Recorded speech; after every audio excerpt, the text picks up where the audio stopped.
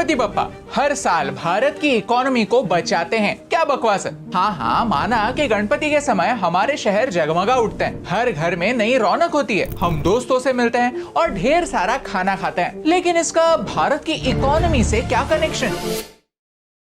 Hello friends, welcome to fun to massive channel. तो भाई आज फन टू मैसिव चैनल पे हम जो वीडियो देखने वाले हैं वो गणेश चतुर्थी स्पेशल का वीडियो था, अभी एंड न्यू चैनल का वीडियो है। तो इनके वीडियो का लिंक जो है आपको डिस्क्रिप्शन में मिल जाएगा। तो इन्होंने भाई गणेश चतुर्थी पे एक वीडियो बनाया था जिसमें ये बताया गया है कि भाई गणेश चतुर्थी यानी कि जो फेस्टिवल है, जो गणेश जी गणपति बप्पा हमारे सबके घर में आते हैं, तो वो इंडियन इकोनॉमी में कितना कंट्रीब्यूट करते हैं और उससे इंडियन इकोनॉमी को कितना फ़ायदा होता है। तो ये एक्सप्लेन किया गया है इस वीडियो में। तो वीडियो बहुत इंटरेस्टेड होने वाला है, तो वीडियो एंड तक जरूर देखना आप लोग।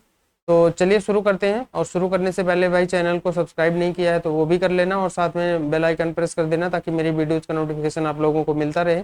तो बिना टाइम वेस्ट के करते हैं वीडियो स्टार्ट और मिलते हैं वीडियो के एंड में।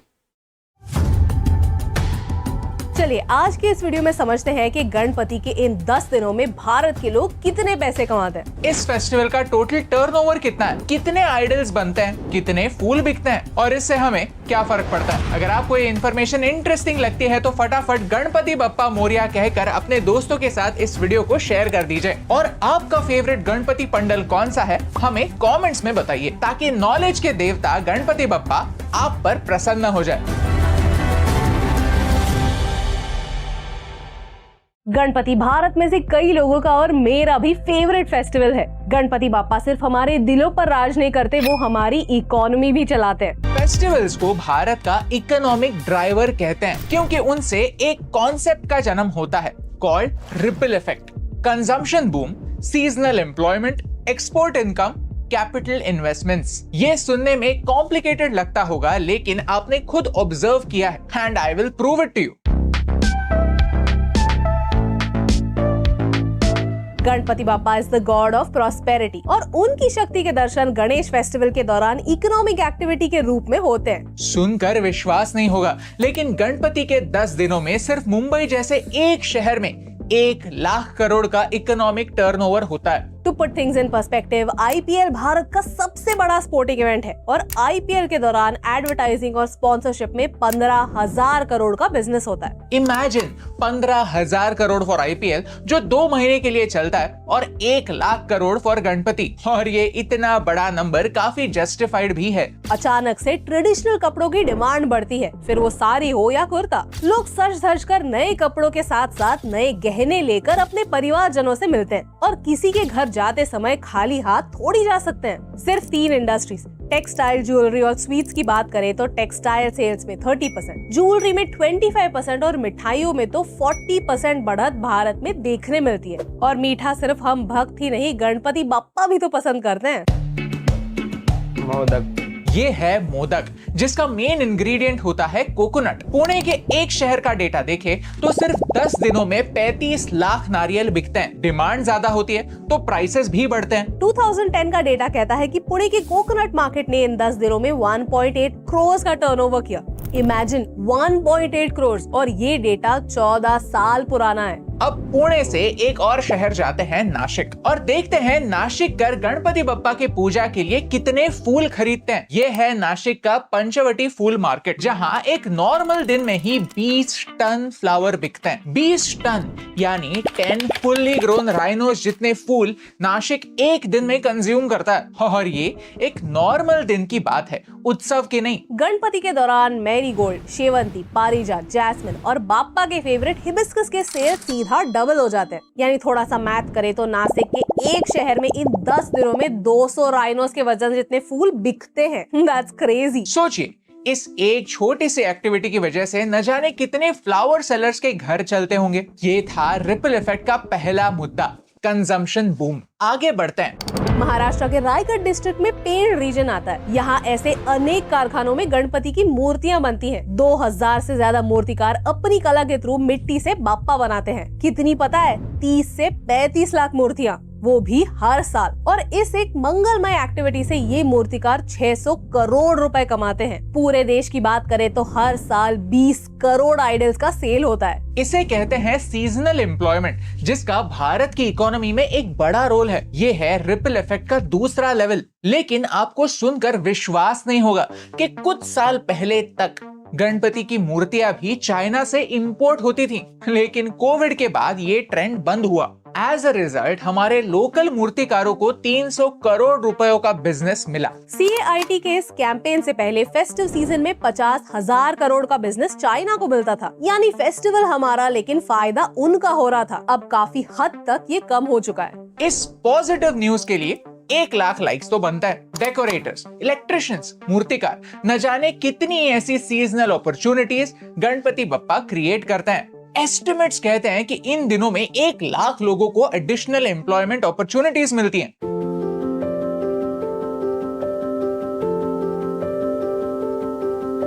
आज भारत का एक बड़ा पॉपुलेशन भारत के बाहर सेटल हो चुका है। जो लोग काम के लिए बाहर गए हैं, उन्हें अपने परिवार से मिलने का, अपनी मिट्टी से कनेक्ट करने का एक शुभ अवसर होता है ये फेस्टिवल, जो इंडियंस के लिए एक्सपोर्ट इनकम की अपॉर्चुनिटीज बनाता है और हमारे रिपल इफेक्ट की तीसरी कड़ी बनता है। सोचिए, हर साल भारत $100 बिलियन रेमिटेंसेस के तौर पर रिसीव करता है। ये उन लोगों ने घर भेजे हुए पैसे होते हैं जो कहीं बाहर जॉब करते हैं, लेकिन अब तक अपने परिवार को भूले नहीं है। ये पैसा भारत के लिए इम्पोर्टेंट है। साथ ही साथ NRIs का इंडिया में इंटरेस्ट भारत के लिए इम्पोर्टेंट है, क्योंकि गणपति के समय एक्सपोर्ट्स भी बढ़ते हैं। यूके, USA और ऑस्ट्रेलिया जैसे देशों में मूर्तियों से लेकर देसी मिठाइयाँ और नमकीन भी एक्सपोर्ट होता है। Did you know? भारत दुनिया का लार्जेस्ट नमकीन एक्सपोर्टर है। चाइना और स्पेन सेकंड और थर्ड स्पॉट पर आते हैं। देश में 1400 से ज्यादा छोटे बड़े एक्सपोर्टर्स हैं, जिनके 131 देशों में क्लाइंट्स हैं। इंडियन नमकीन मार्केट $108 बिलियन का है। फेस्टिवल्स के दौरान चितरंजी बाकरवड़ी, मैंगो बर्फी, हल्दीराम के भुजिया और ऑरेंज बर्फी देश के सबसे ज्यादा एक्सपोर्ट होने वाले प्रोडक्ट्स में से एक होते हैं। एक्सपोर्ट सिर्फ प्रोडक्ट्स नहीं, एक आइडिया भी हो सकती है। पिछले साल महाराष्ट्र सरकार ने एक एक्सपेरिमेंट ट्राई किया। पहला इंटरनेशनल गणेश फेस्टिवल ऑर्गेनाइज करने का एक्सपेरिमेंट, जहां उन्होंने टूरिस्ट को मुंबई, पुणे, पालघर और रत्नागिरी में यूनिक एक्सपीरियंसेस ऑफर की। ब्राजील में जैसे कार्निवल होता है और उस समय जैसे इंटरनेशनल टूरिस्ट ब्राजील आते हैं, वैसे ही भारत में क्यों नहीं। आइडिया यही थी। टूरिज्म एक ऐसा एरिया है जहां भारत के लिए बहुत स्कोप है और बहुत कुछ करने जैसा भी। इनफैक्ट जितना करे उतना कम है। तो गणपति फेस्टिवल को as an event, as an activity, as an experience market करने की जरूरत है। What do you think? Comment below. इन सारे रीजंस की वजह से लोग अपने बिजनेस में और कैपिटल इन्वेस्ट करते हैं। कंपनीज ऑफर निकालती हैं, प्रमोशन करती हैं, डिस्काउंट चलाती हैं ताकि सेल्स बढ़े। दुकानदारों की बिक्री डबल होती है। यहाँ तक लोग गाड़ियाँ और नए घर खरीदने के लिए ये मुहूर्त शुभ मानता है। भारत में लोग ऑस्पिशियस बाइंग में विश्वास रखते हैं। यानी मार्केट में रेट कुछ भी हो, अगर अच्छे दिन पर कुछ खरीदा तो सब अच्छा ही होगा। रियल एस्टेट कंपनी खरीदारों के लिए ऑफर्स लाती है। लोग हाउसिंग लोन लेते हैं, तो बैंकिंग सेक्टर में लोन्स की डिमांड बढ़ती है। इकोनॉमिक टाइम्स कहता है कि गणेश फेस्टिवल ऑटो इंडस्ट्री के लिए एक बुल रन से कम नहीं। ये डेटा देखिए, पिछले साल इन 10 दिनों में 1,24,000 फोर व्हीलर्स और 4,67,000 टू व्हीलर्स बिकी। That is huge. लेकिन सिर्फ पैसे कमाना इम्पोर्टेंट नहीं है, उन पैसों का होता क्या है ये भी इम्पोर्टेंट है। अगर इस इकोनॉमिक रिपल इफेक्ट को और कुछ स्पेशल बनाता है तो वो है the art of giving. Hyderabad में हर साल एक महालड्डू कंपटीशन होती है, जहां ऐसे बड़े बड़े लड्डूस बनाए जाते हैं और फिर उनका ऑक्शन होता है। ऑक्शन से आने वाला पैसा चैरिटी के लिए यूज होता है। पिछले साल एक 5 किलो का महालड्डू 1.26 करोड़ के लिए ऑक्शन हुआ था और ये सारा पैसा एक नेक काम में यूज हुआ। मुंबई की GSB सेवा मंडल में तुलाभार सेवा होती है, यानी लोग अपने आप को या किसी अपने को ऐसे बड़े तराजू में तोलते हैं और उतने वजन का खाना, उतने वजन के कोकोनट्स, उतने वजन का प्रसादम या फिर कभी कभी उतने वजन का सिल्वर भी डोनेट करते हैं। लोग अपने दिल से दान करते हैं। पिछले साल लाल बादशाह राजा के लिए गणपति के पहले 2 दिनों में ही 1 करोड़ के डोनेशन मिले थे। लाल बादशाह राजा सिद्धिविनायक मंदिर के ट्रस्ट अपने डायलिसिस सेंटर चलाते हैं, जहां लोगों का इलाज होता है। चिंचपोकली से चिंतामणि रायगढ़ के एक स्कूल के बच्चों के लिए सप्लाईज भेजता है। यानी छोटे बड़े पैमाने पर हर एक्टिविटी एक इकोनॉमिक इम्पैक्ट बनाती है। एक फूल वाले से लेकर रियल एस्टेट तक और मूर्तिकार से लेकर ई कॉमर्स तक हर एरिया में गणपति बप्पा अपनी छाप छोड़ते हैं। और ऐसे ही गणपति बप्पा हर साल भारत की इकोनॉमी को बचाते हैं। क्योंकि भारत में 10 करोड़ लोग इनफॉर्मल सेक्टर में काम करते हैं, हमें उन सब की जरूरत है। देश का पॉपुलेशन एक दो धारी तलवार है। अगर ये पॉपुलेशन बेकार रहा, बेरोजगार रहा, तो इस देश का कुछ नहीं हो सकता। और सच यही है कि कोई भी कंपनी, कोई भी सरकार हम सब के लिए जॉब्स जनरेट नहीं कर सकती। देश में हर साल 20 मिलियन जॉब्स की जरूरत है और हम सिर्फ 5 मिलियन नए जॉब्स बना सकते हैं। बाकी के 15 मिलियन लोगों को जॉब्स मिलने वाले नहीं है। ये भारत की सच्चाई है। लेकिन गणपति के दौरान हर कोई बिजी होता है, प्रोडक्टिव होता है, हर एक के हाथ कुछ ना कुछ काम होता है। 2020 और 2021 में कोविड की वजह से हम घर से बाहर नहीं निकल सकते थे और हमें वर्क फ्रॉम होम करने की सुविधा थी, लेकिन ये प्रिविलेज इन 10 करोड़ इनफॉर्मल सेक्टर में काम करने वाले लोगों के पास कहाँ था? वो आपके कंजम्पशन पर डिपेंडेंट थे कि आप उनसे फूल खरीदे, उनसे नारियल खरीदे, किसी डेकोरेटर को सोसाइटी में बुलाएं, उन्हें गणपति पंडल बनाने का मौका दे। कोविड के बाद अगर भारत ट्रैक पर आया है तो वो गणपति बप्पा की देन है, इस फेस्टिव इकोनॉमी की देन है। आज हम देखते हैं कि भारत दुनिया की फास्टेस्ट ग्रोइंग मेजर इकोनॉमी बन रहा है। लेकिन 3 या 4 साल पहले के भारत के बारे में सोचिए, जब एक झटके में कोविड ने हमसे 1/4 जीडीपी छीन लिया था। तब से अब तक का सफर पॉसिबल इसी फेस्टिव इकोनॉमी की वजह से हुआ है। रक्षाबंधन से ओणम, गणेश चतुर्थी सेलिब्रेशन, फिर नवरात्रि, दशहरा, दिवाली, इन फेस्टिवल्स की वजह से भारत की इकोनॉमी ट्रैक पर आई है, यही सच है। अगर आपको इस वीडियो का पॉइंट समझा तो इसे अपने दोस्तों के साथ शेयर कीजिए एंड अच्छा लगा तो वो लाइक बटन प्रेस कीजिए। ऐसे ही और वीडियोस देखने के लिए चैनल को सब्सक्राइब करना ना भूलिए। आरबीआई का भारत की इकोनॉमी में क्या रोल है, समझने के लिए ये वीडियो जरूर देखिए। Thank you so much for watching, क्योंकि आपके सपोर्ट से हमें फर्क पड़ता है।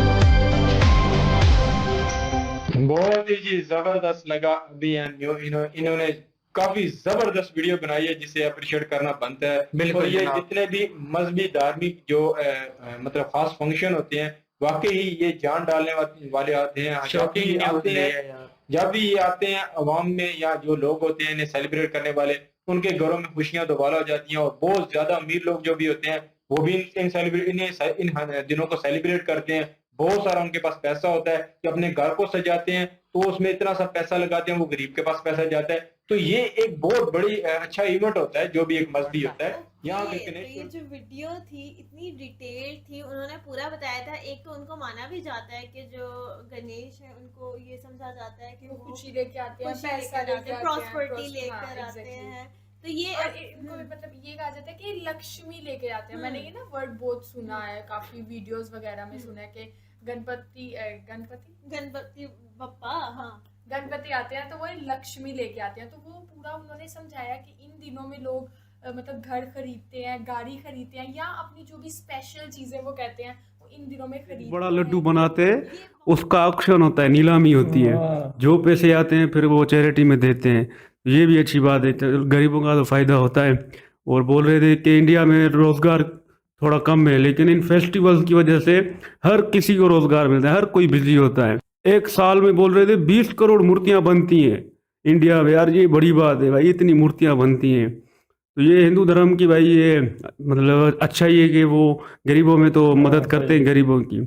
बहुत अच्छा लगा आज गणेश चतुर्थी के बारे में जानकर भाई, क्या फैक्ट्स हैं भाई, इंडिया में तो बड़े फेस्टिवल है, मान गए। बड़ी इंफॉर्मेटिव और बड़ी मजेदार थी और बड़ी फैक्टफुल भी थी। और फिर अभी का जो एक वो तरीका है चीज़ को एक्सप्लेन करने का, वो बड़ा मज़ेदार होता है और चीज़ की समझ आती है।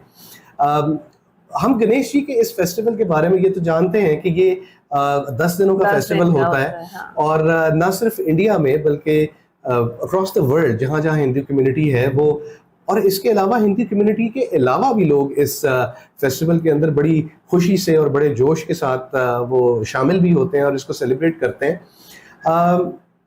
लॉर्ड गणेश के बारे में अगर बात की जाए तो लॉर्ड गणेश के बारे में ये चीज कही जाती है कि वो लॉर्ड ऑफ प्रॉस्पेरिटी भी मनाए है। जाते हैं, आई नो, बट ये जो फॉरेन कंट्रीज हो गया, France, Germany, UK, Canada, Japan जैसे आप जो ना देखेंगे कंट्रीज के अंदर भी वहाँ पे ये फेस्टिवल मनाए जाते हैं और बड़े धूमधाम से मनाए जाते हैं।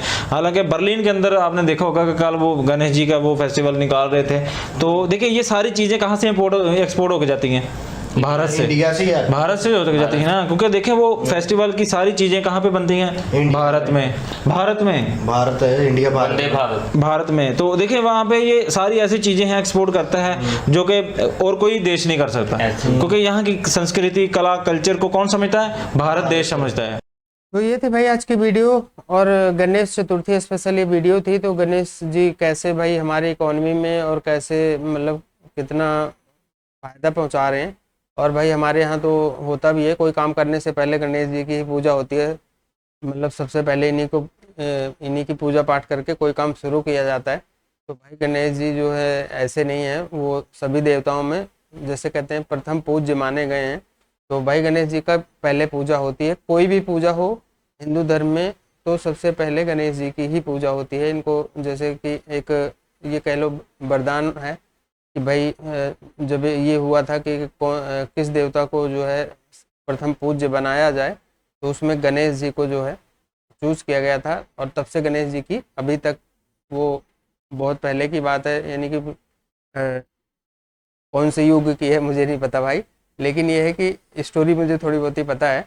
तो तब से लेके आज तक कोई भी काम होता है तो सबसे पहले भाई श्री गणेशाय नमः बोला जाता है और वहाँ इन्हीं की पूजा पाठ होती है। उसके बाद उस काम की शुरुआत की जाती है, चाहे वो बिजनेस है, कोई काम, कोई भी काम हो। तो हमारे सनातन धर्म में भाई जब होता है तो गणेश जी की पूजा होती है। और गणेश चतुर्थी हमारे यहाँ जिस हिसाब से मनाई जाती है, खासकर महाराष्ट्र, बॉम्बे में, क्योंकि जो मंदिर है इनका उसका अभी नाम बता रहे थे, तो वहाँ पे भाई सिद्ध विनायक टेम्पल ऐसा कुछ नाम है उसका, तो मुझे एग्जैक्ट पता नहीं है भाई, अगर आप लोगों को पता होगा तो करेक्ट करना। तो इसमें भाई वहाँ पे मुंबई में जो लाल बाग चा राजा करके उनका विसर्जन वाला वीडियोस भी होता है, अभी मैंने देखा है रिसेंटली जो 2024 में हुआ था। तो भाई बहुत अच्छा वहाँ पे होता है। और गणेश जी का जब ये गणेश चतुर्थी आती है तो हमारे पूरे इंडिया में भाई जिस हिसाब से होता है अपना वो कर सकता है। तो गणेश जी को अपने घर लाते हैं बढ़िया आदर सम्मान के साथ, उसके बाद यहाँ पे उनकी पूजा पाठ करते हैं, रखते हैं उनको अपने घर में, उसके बाद उनको विसर्जित किया जाता है। तो भाई हम गणेश चतुर्थी की बात अलग है, और हमारे यहाँ जब भी फेस्टिवल आते हैं सबकी बात अलग है, चाहे दिवाली है, गणेश चतुर्थी है, रक्षाबंधन है, जो भी आता है हमारे यहाँ भाई बड़े धूमधाम से मनाया जाता है। और इसमें लोगों को भाई रोजगार मिलता है, हर चीज़ मिलता है। और जैसे कहते हैं छोटे से शुरुआत होती है और बड़े लेवल तक जाता है। तो इसमें मतलब देश को, आम इंसान को, छोटे इंसान को, बड़े इंसान को, मिडिल क्लास को, सबको फायदा होता है। तो फेस्टिवल एक अच्छी चीज़ है, ऐसा नहीं है। एक तो बंदे की एंजॉयमेंट भी होती है, दूसरा ये कि एक दूसरे से बंदे इसी बहाने मिलते हैं, इसी बहाने बहुत सारी चीज़ें नई नई होती हैं। तो ये भाई फेस्टिवल वगैरह जो अभी इसके बारे में बताया, तो इसमें गणेश चतुर्थी के बारे में कम बताया गया। इसका मेन टॉपिक ये था कि गणेश चतुर्थी की वजह से हमारी इकोनॉमी में कितना बूस्ट आता है, गणेश जी कितना पैसा लेके आते हैं हमारे देश के, यानी कि हमारे लिए। तो वो चीज़ें इसमें दिखाई गई हैं। और उनके नाम से भाई कितने ट्रस्ट चल रहे हैं जो कि चैरिटी में जाता है वो पैसा, तो कितने हॉस्पिटल चल रहे हैं। तो एक तरह से भाई भगवान जो गणेश हैं उनकी वजह से ही कई लोगों का उद्धार भी हो रहा है। तो भाई वीडियो देख के बड़ा अच्छा लगा। अगर आप लोगों को भाई पसंद आया होगा तो इसको लाइक और शेयर ज़रूर करना, और साथ में चैनल को सब्सक्राइब नहीं किया तो कर लेना, बेल आइकन प्रेस कर देना, ताकि मेरी वीडियोज़ आप लोगों को मिलती रहें। तो मिलते हैं भाई नेक्स्ट वीडियो में, तब तक के लिए बाय बाय।